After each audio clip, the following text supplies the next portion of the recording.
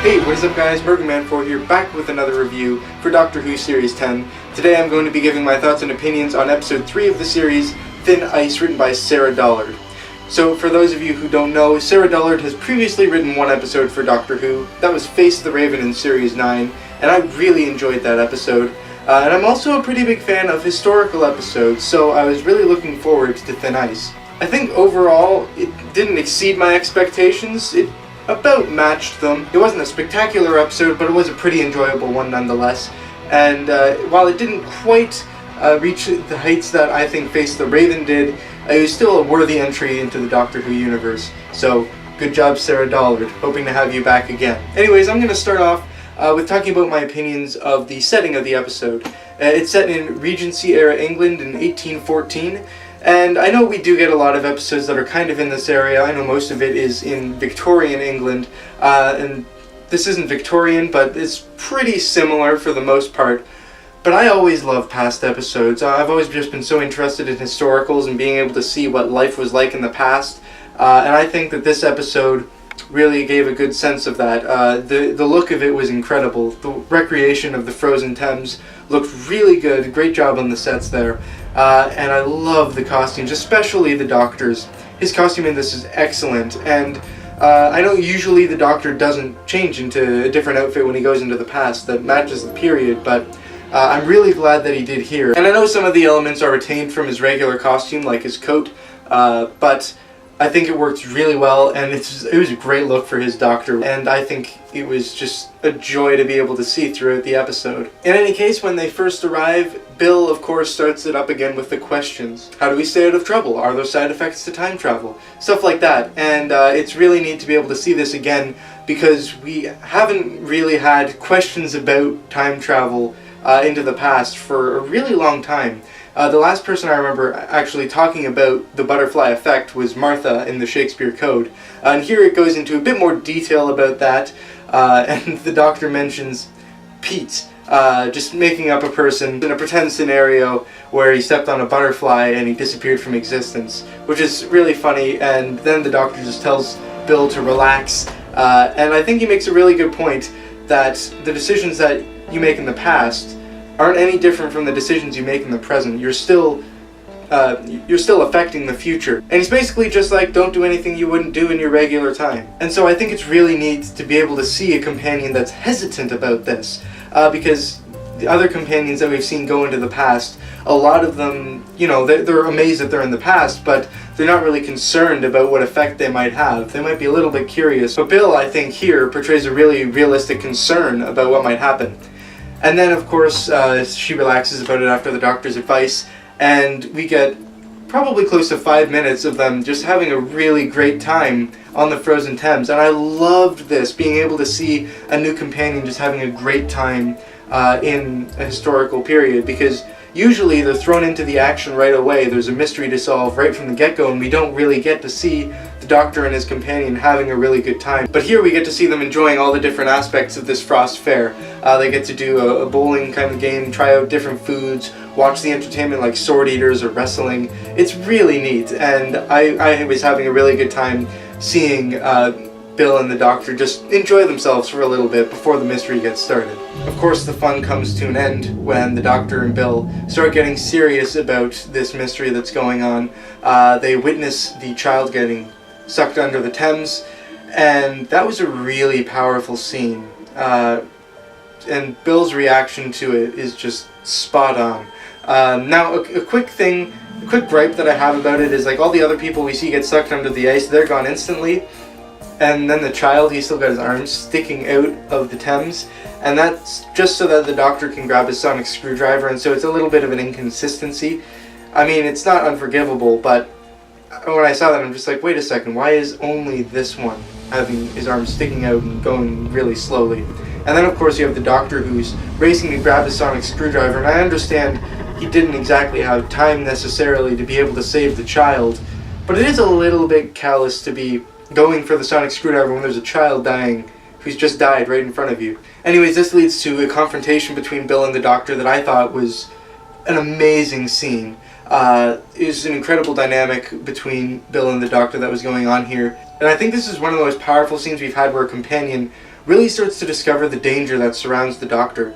So she realizes that this definitely isn't the first time he's seen death. He's witnessed a lot of death, and he starts questioning him about this. How many have you seen died? And of course the Doctor, he's seen so much death. There's no way that he can keep track of it all. And Bill is just devastated by this, like any person would be. We've never seen this level of fear and just utter disbelief from a companion before, because they're able to witness the deaths of people, and they tend to shake it off pretty easily, and we don't tend to notice because it's television. But I think this is a really, really good representation of how a person would respond to seeing death for the first time, and then realizing that the Doctor might not be as safe as he first appears to be. And then she asks the real stinger, have you ever killed anyone? And the Doctor tries to avoid the question a couple of times, trying to justify himself, and Bill cuts him off, saying, that's not what I asked. And you can just see the anger that's bubbling up inside of her. And the Doctor regretfully admits to saying yes, and once again Bill asks how many, and the Doctor can't say. And that whole scene was just so beautifully done. It's definitely my favorite scene in Series 10 so far, and it was a wonderful scene. Props to both Peter and Pearl. That was wonderfully acted, very well done, and excellently written as well. The Doctor and Bill then go and try to find the creature, and of course here it's revealed that the creature's actually trapped. It's not an evil, malicious creature that's trying to kill everyone. It's trapped there. And again, we're getting kind of recycled vibes. This is another episode where the creature is unintentionally causing harm. This is the third one in a row. In the pilot, you had Heather, aka the water creature, who was just trying to find Bill. She wasn't trying to attack her or kill her or anything. It was just misunderstood. Next we have the emoji bots, which are just trying to carry out their programming of keeping the humans happy by eliminating grief. And now we have this sea creature, which is only eating people because it's being fed people. It's trapped there and it can't do anything about it. So I hope next week in Knock Knock we get a properly evil villain and not, this creature that's just being misunderstood again. However, we do have Lord Sutcliffe, who is not misunderstood. He's just a really evil man, which is good, but he's a little bit lackluster in my opinion. I didn't think I'd be saying this, but 3 episodes in, and I think the emoji bots are so far the best villain of the series. Never expected that. Lord Sutcliffe isn't a bad villain. He's not really in it very much. He doesn't do very much. And so, once again, kind of like how I talked about in the pilot, he's just a little bit underwhelming because they don't really do anything. He's just kind of in the background, and then he's there for the climax, and that's about it. He doesn't actually pose too much of a threat throughout the episode. But we do get a good sense of just how truly evil he is, just completely uncaring for human life. And here is where the topic of racism gets to be brought up a little bit more, because of course Bill is black, and they're visiting 1814, where she makes a point right at the very beginning that slavery is still a thing. And so of course this is a very sensitive subject, but I think it's good that it was touched upon, and in past Doctor Who episodes it's been avoided completely. I think this is definitely the most prevalent racism has been in an episode of Doctor Who, and especially in terms of historical accuracy, because even with Martha, when she was traveling into the past, into the Shakespeare Code, there wasn't really that much racism towards her. But here we have Lord Sutcliffe being straight up just such an evil, cruel person to Bill, right from the get-go, calling her a creature and telling her to stand in the presence of her betters, and then he gets a well-deserved punch to the face from the Doctor. But I think it was very good that the themes of racism were used in this episode. They were used well, and it was definitely a very good commentary on some of the evils of the human race. And of course, not only is this man racist and killing people, but he's trapped this poor creature down there.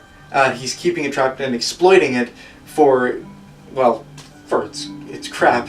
It sounds really weird to say, but literally, yeah, he's exploiting it for its crap, which is used as fuel. I haven't actually said that out loud, so I didn't realize how weird that sounded until I said it just now. But yeah, the creature, its feces is a really powerful fuel, and Lord Sutcliffe is exploiting that by feeding people to it to be able to use it to make a lot of money and gain a lot of power. But I do have a couple of questions about the creature because, I mean, it's shown to be a really massive creature. I think somewhere in the dialogue the Doctor mentions it's something like a mile long or something. I could be wrong about that. I might be misremembering. But how did it get into the Thames in the first place? I remember Stephen Moffat saying something about how, you know, the idea came about because the Thames is in the shape of a serpent, but I mean, how does it get into the Thames in the first place? And then end up getting stuck there, trapped there? I mean, how did people trap such a big creature there in the first place? That's a pretty big plot hole, I think. And it might have been a bit awkward to explain it in the episode itself, but I find it difficult to believe that such a powerful creature, such a big creature, could have been kept there for so long and not have been noticed by anybody at all. This episode also draws a lot of parallels to previous episodes. I know that with Smile, a lot of people were drawing comparisons with the Happiness Patrol, where you were killed if you weren't happy. And here we have some parallels to past episodes as well. The Beast Below had this lonely creature that was being exploited to carry their ship around and to keep it going. And here we have, of course, the Thames Serpent, I don't know what to call it, that's been exploited for fuel to make money and power and fuel the industry in Britain. And then the next comparison that gets drawn up is between Kill the Moon in this episode. In Kill the Moon, the Doctor left the decision to Clara, made her make the decision of what the fate of the human race would be. And here he does kind of the same thing for Bill. He doesn't leave her, but he tells her that it has to be her decision, and uses very similar reasoning that she's part of the human race and so this is her decision. And it kind of felt a bit jarring to me, because we've seen this before in Kill the Moon. For a new viewer, it wouldn't be a problem, but it just felt a lot like a repeat to me. And I did like it in the context of this episode because it allowed the Doctor to give another teaching moment. I'm really liking that teacher-learner role between Bill and the Doctor.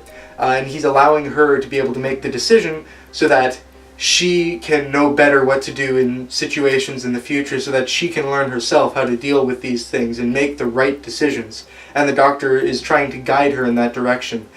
But because this has been used before, it just felt a little bit jarring to me. And then in the very end, there's another similarity that's not quite as strong that is drawn between this and in The Forest of the Night, where the Doctor's explaining that humanity forgets. It just moves on. And so that's a little bit of a lazy way to explain away the serpent never being seen, and you know, it's the same kind of explanation. But yeah, it's a little bit of a cop-out, I feel, for nobody having seen the serpent or said anything about it. But I mean, it is something that makes sense that humanity does focus on other things. And the Doctor also adds the line about day drinking, which does help out a little bit. And I understand, of course, they can't have had anyone say anything about the sea serpent because, you know, you're preserving continuity with the present in the show. But the explanation didn't particularly satisfy me. But, I mean, it's better than no explanation at all. And I am willing to accept it because they did give an alternative of what they focused on. It wasn't just like, oh yeah, humanity forgot everything and it was an uneventful day.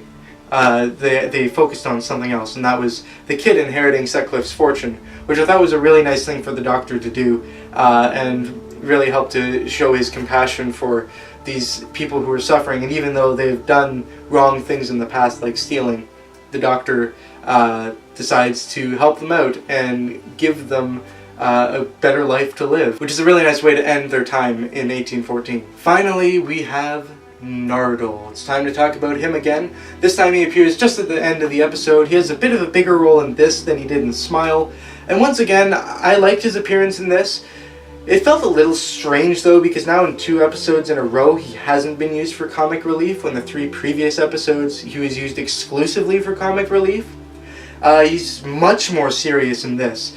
He doesn't have a single comical line in this episode, and it feels a little bit jarring to me because the dynamic between him and the Doctor has changed drastically since the pilot. In the pilot, they seem to be pretty chummy, they seem to be pretty good friends. You can tell they've been with each other for a while and they enjoy each other's company.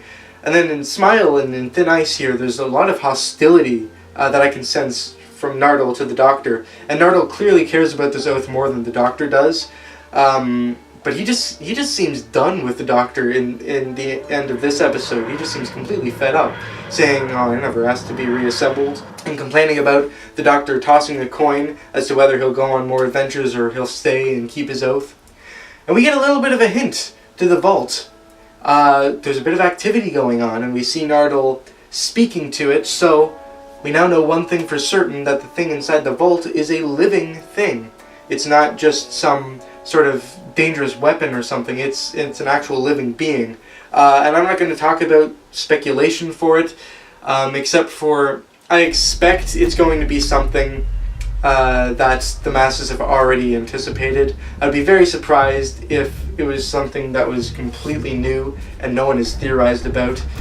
But yeah, we know for sure it's a living thing. It's almost certainly going to be released in the finale. I'd be surprised if it was before then. But it's definitely something that Nardole thinks is very scary.